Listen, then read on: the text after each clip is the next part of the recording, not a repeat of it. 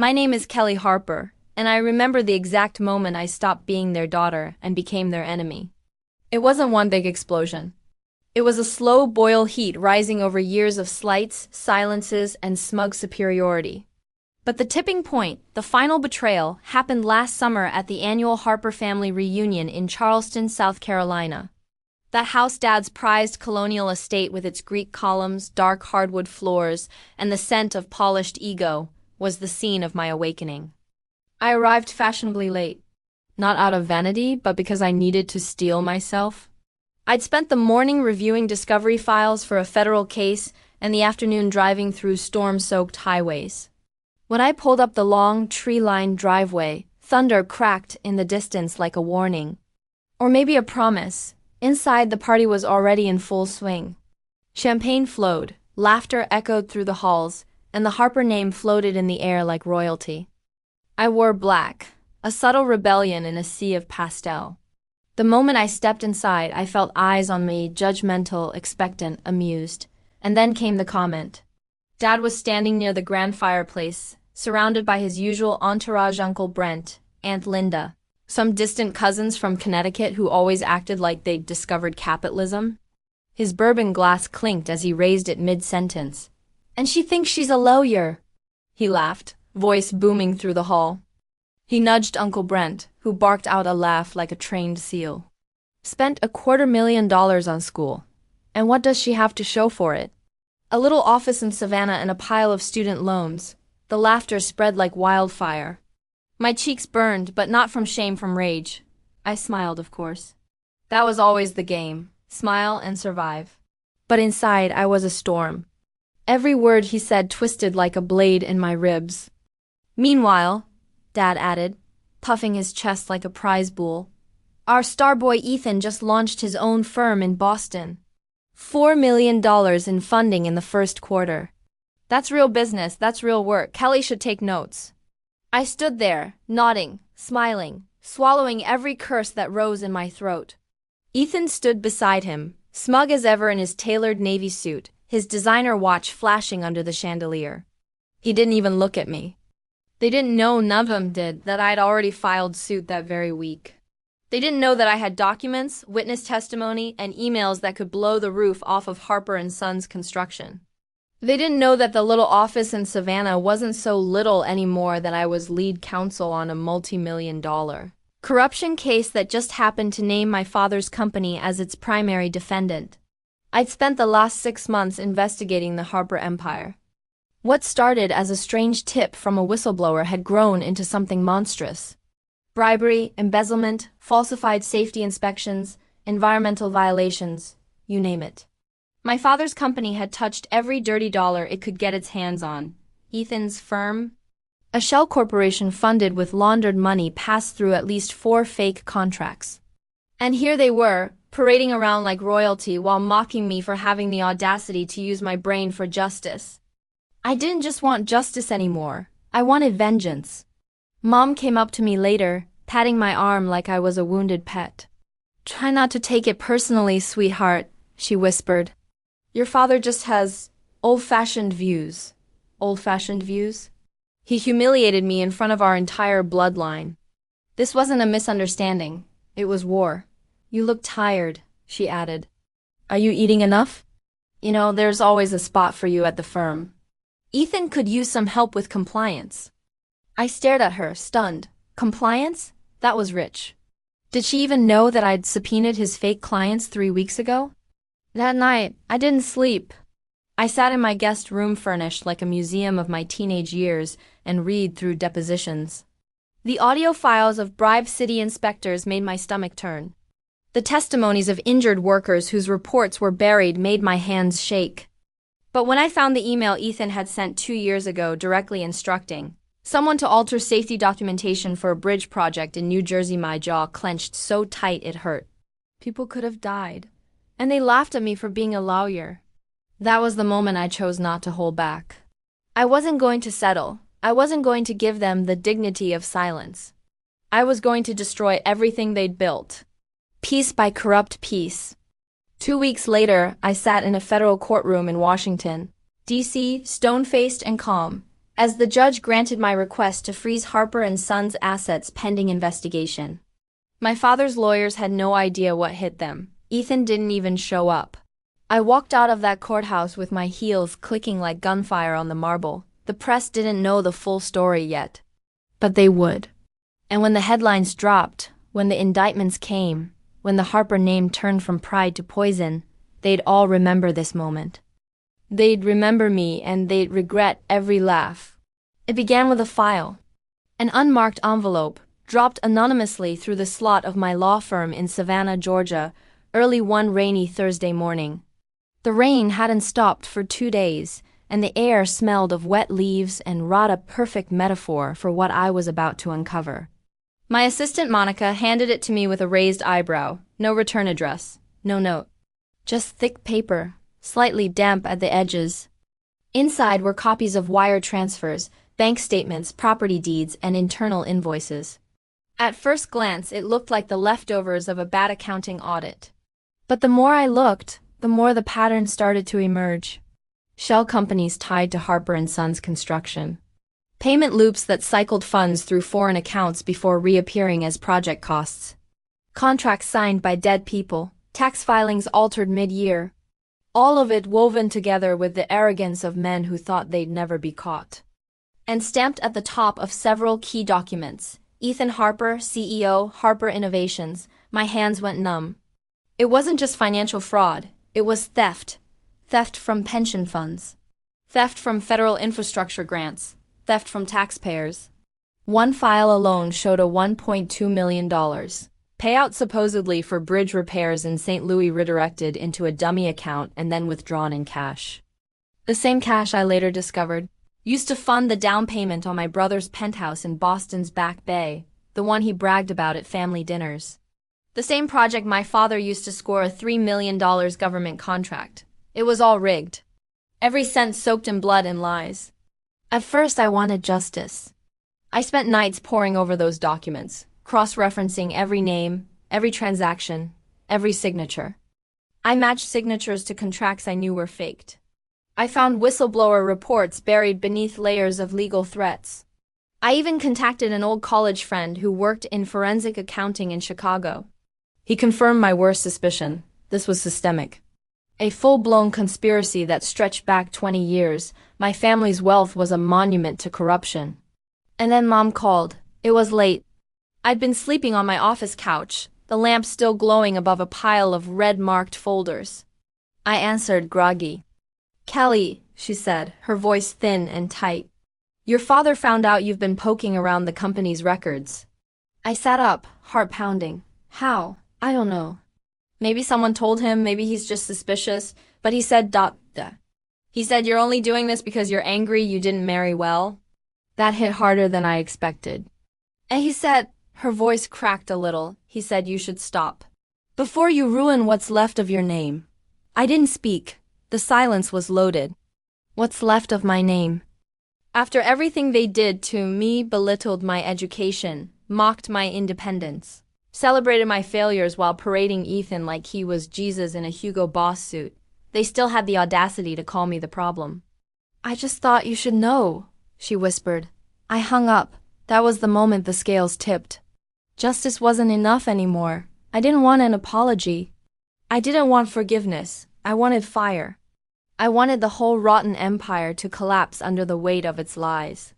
I wanted Dad in court, Ethan in prison, and the Harper name reduced to a cautionary tale. So I escalated. I built a team quietly. Monica helped pull records from public databases. My friend from Chicago came down for a week and did a full financial reconstruction.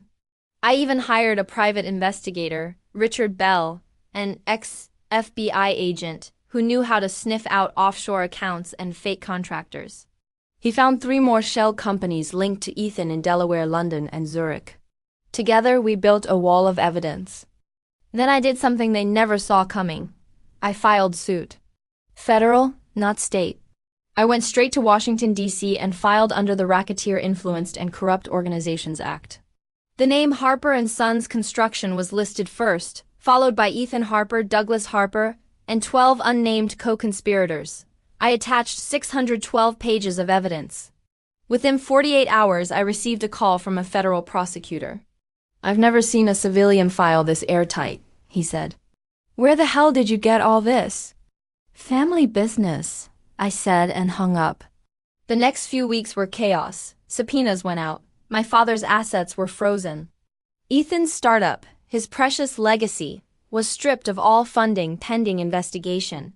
I had my sources, and through them I heard the panic unfolding behind Harper Mansion's closed doors. Dad tried to call. I didn't answer. Ethan emailed me a single sentence. "This isn't you, let's talk." I replied, "You're right. This is the version of me you created." A week later, I received an envelope. A legal offer from my father's lawyers. They wanted to settle. They were offering me $500,000 to retract the suit, sign an NDA, and move on. The letter was cold, formal. They didn't even pretend to be sorry. I didn't even finish reading it. I ripped it in half and fed it to the office shredder. Let them squirm. Let the press tear into them. Let every contractor and city official who ever got stiffed by Harper and Sons finally know that someone held them accountable. They built their empire on fraud. Now I would build mine on truth and vengeance. Because I'm not the girl they laughed at in that Charleston mansion. I'm not the daughter who stayed silent. I am Kelly Harper-esque, and I don't need their approval or their blood money. I have the law. And I'm going to bury them with it. 8 months. That's how long I spent digging my heels into the case, while they slept easy, smug in their belief that I was no threat. I operated in the shadows, my name scrubbed from filings and redacted from internal reports. Ethan thought I was doing pro bono work for a nonprofit in Atlanta, probably handing out flyers or defending petty thefts. My father believed I'd burned out and was drifting between jobs. Neither of them even suspected I was orchestrating a legal noose around their necks. But the truth, I wasn't burned out. I was burning with purpose. I had a team of 6 now, my small firm in Savannah transformed into a war room. We had case boards spanning every inch of wall space, photographs, spreadsheets, color-coded timelines. Every lie they told, every bribe they issued, every corner they cut, we traced it all. And not just Harper and Sons construction. We exposed subcontractors, corrupt city councilmen in New Orleans, falsified bridge inspections in Detroit, and a shady consultant firm in Manchester, England laundering funds back to Ethan's clean tech operation. Then came Tuesday morning, a day the Harper name would never recover from. I wore black again, not for mourning but for battle. My team and I walked into the federal courthouse in Washington, D.C., our case files heavy in our hands, our minds sharper than scalpels. We filed the lawsuit under the RICO Act, racketeer-influenced and corrupt organizations. It hit every nerve: wire fraud, mail fraud, money laundering, environmental violations, and conspiracy to defraud the federal government. The documentation filled 7 boxes. By noon, the press caught wind of it. My name was redacted from the filing, but someone leaked the truth. By evening, my face was on every news station. Daughter of construction tycoon leads federal suit against family empire. Kelly Harper, the attorney who turned against her bloodline. Revenge or justice? Harper family implodes under legal fire. I didn't give interviews. I didn't need to. The headlines did the talking.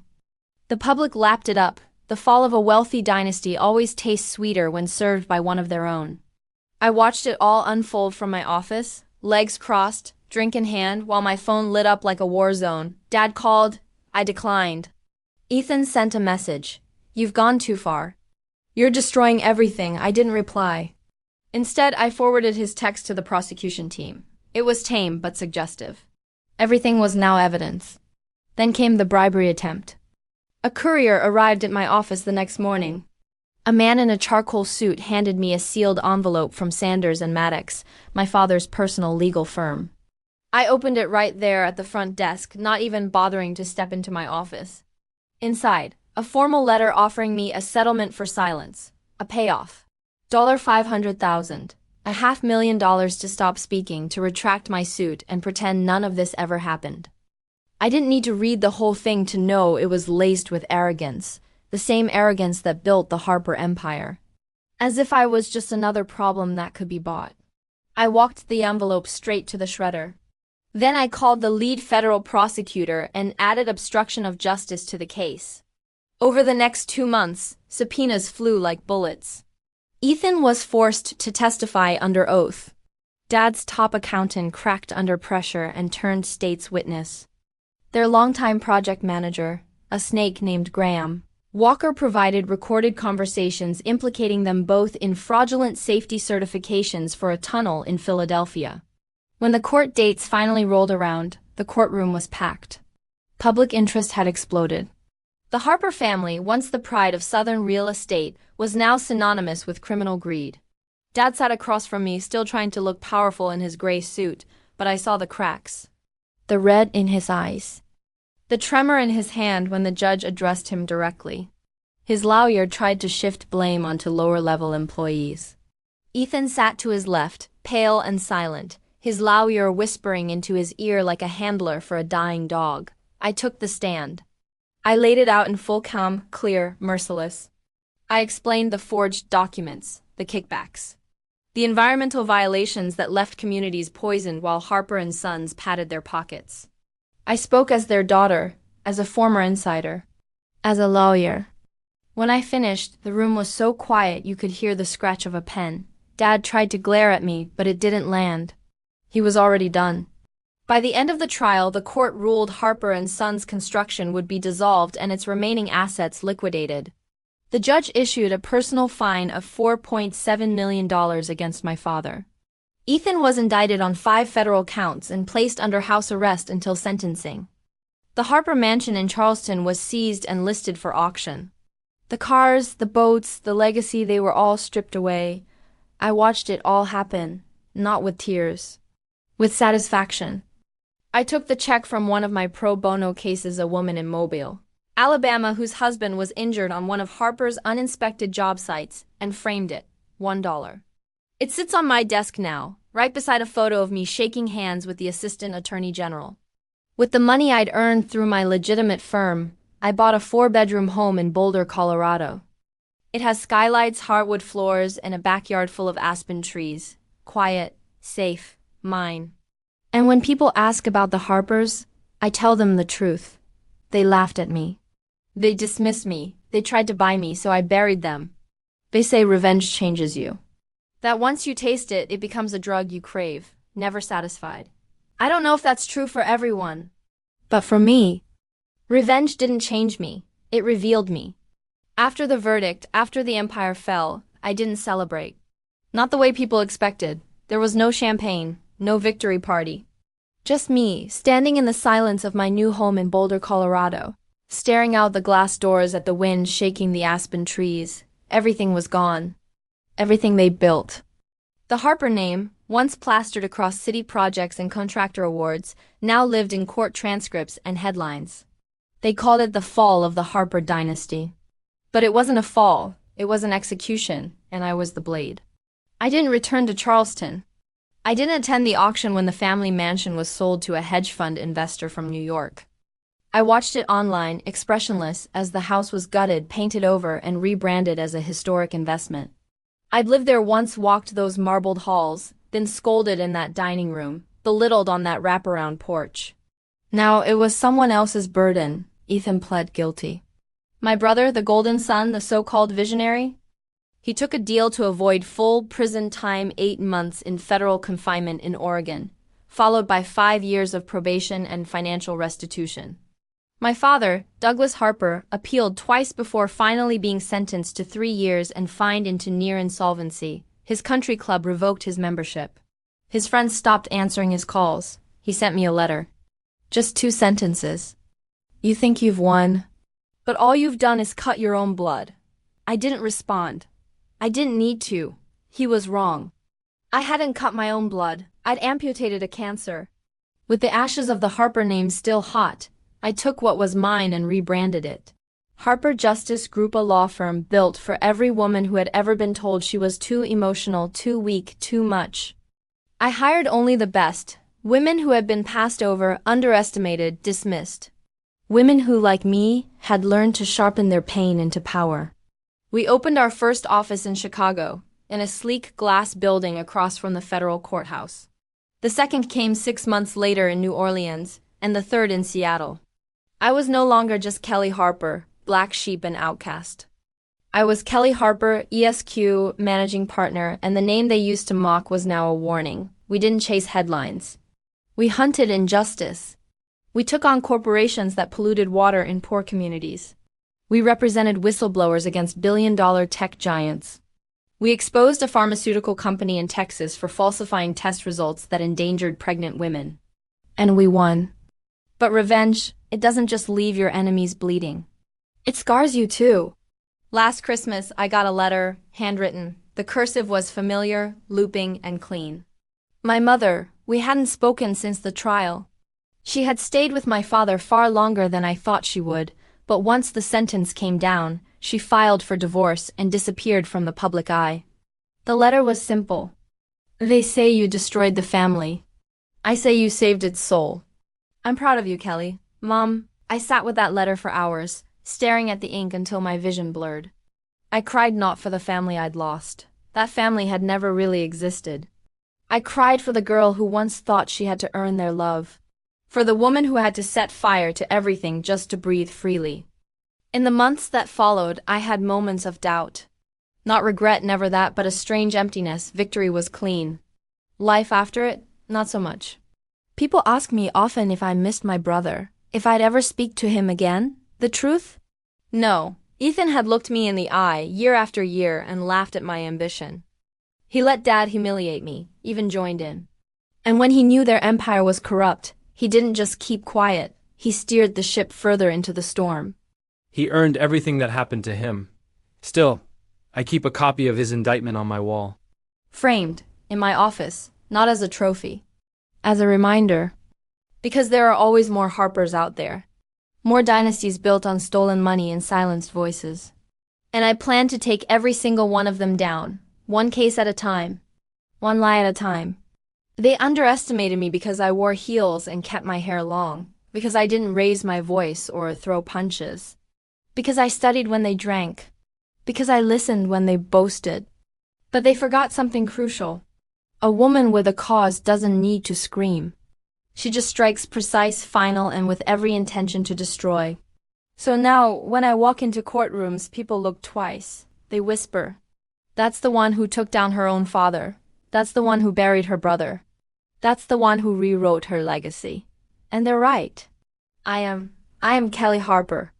Not the prodigal daughter, not the discarded lawyer, not the family failure. I am the reckoning. And if you've built your empire on deceit, corruption, or pain, you should be afraid of me.